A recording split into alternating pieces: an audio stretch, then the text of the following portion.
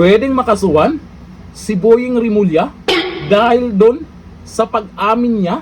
Ano nga ba yung inamin niya?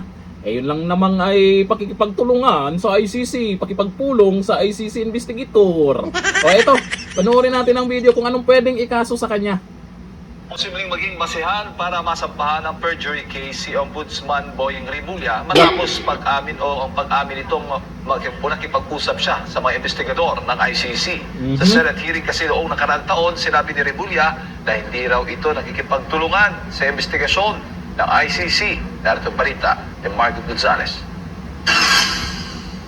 Muling inulit ni Ombudsman Boying Rimulya ang kanyang pag-amin kamakailan at totoo siyang nakipag-usap noong nakaraang taon sa mga investigador ng International Criminal Court o ICC. Ang pakikipag-usap ni Rimulya sa kanila una nang ibinyag ng 18 dating sundalo. I was the SOJ. It was about witness protection. And there are Filipinos who testified or will testify in the ICC. And they have to be kept safe. And they were asking for help. Then can we refuse them? We can't refuse them. Alam ko nun, tatlo lang yung nakabantero sa mga ICC nun. Matatandaan na sa investigasyon ng Senado noong nakaraang taon kaugnay na umano'y illegal na pag-aresto kay dating Pangulong Rodrigo Duterte, sinabi ni Rimulya na hindi ito kailanman nakipag-usap sa mga taga-ICC.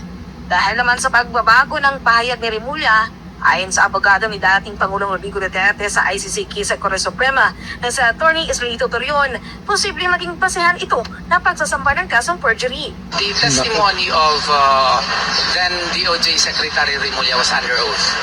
It was before a Senate proceedings and I clearly remember na sinabi niya doon na hindi nakikipag-ugnayan yung gobyerno.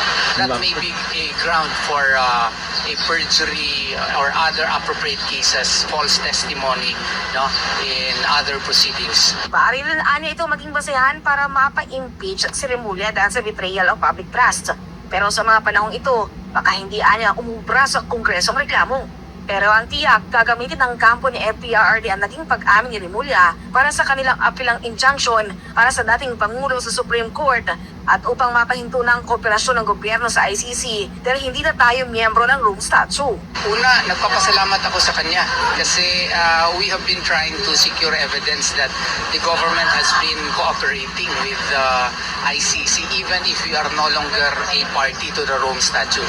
Yung declaration niya is our evidence, one of our main evidences to prove na yung gobyerno talaga natin ay nakikipag-ugnayan sa ICC even if hindi na tayo party.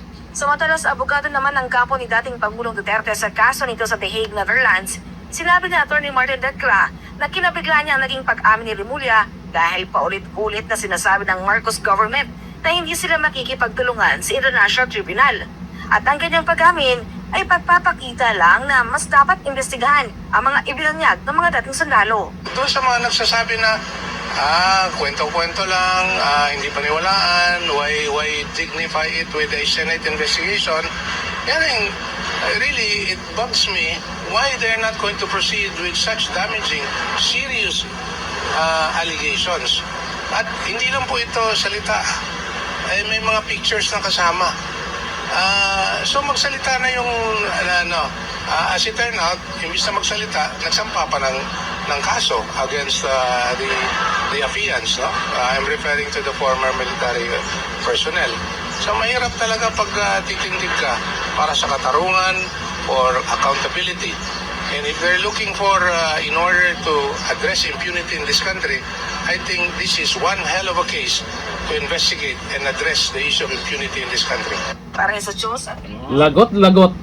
Under oath pala si Rimulya nung sinabi niya sa Senado na hindi sila nakipagtulungan at sinabi din ni Junior yan ng paulit-ulit. Yun nga, umamin niya itong huli. Nabigla siguro si Trillanes pala. Kasi nung umamin, itong si Boying Rimulya, si Trillanes, hindi naman niya inamin, hindi daw totoo. Ngayon mukhang nagkaaminan na.